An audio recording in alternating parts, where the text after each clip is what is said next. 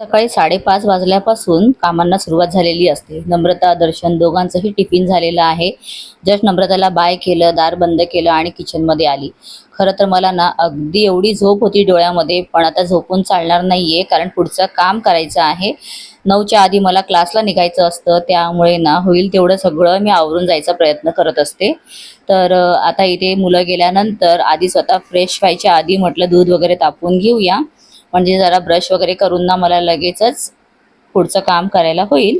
म्हणून दूध तापायला ठेवलं. घासायची जेवढी भांडी होती ती सगळी मी आधी काढून घेतली आणि किचन अगदी सगळं क्लीन केलं, मोकळं केलं.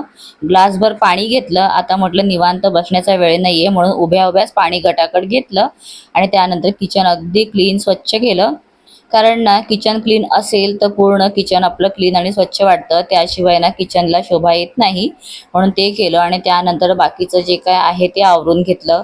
आता गरमागरम चहा घेतला. म्हटलं की बस आता ह्याच्यानंतर 5 मिनटं तरी स्वतःला द्यायची, कारण ना सकाळपासूनची धगधग होती, त्यात ही 5 मिनटं ना खूप महत्त्वाची असतात. त्यात माझा स्वतःचा टाईम, मी टाईम म्हणतो ना तसा, फक्त 5 मिनटाचाच.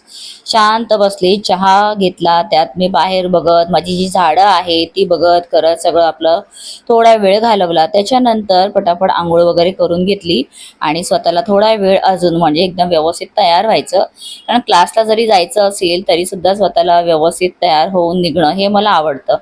आणि त्यानंतर मग सगळ्यात शेवटचं म्हणजे झाडू करायचा, त्यानंतर मग क्लासला निघायचं. सो आता वेळ एक्झॅक्ट झालेली आहे, निघते.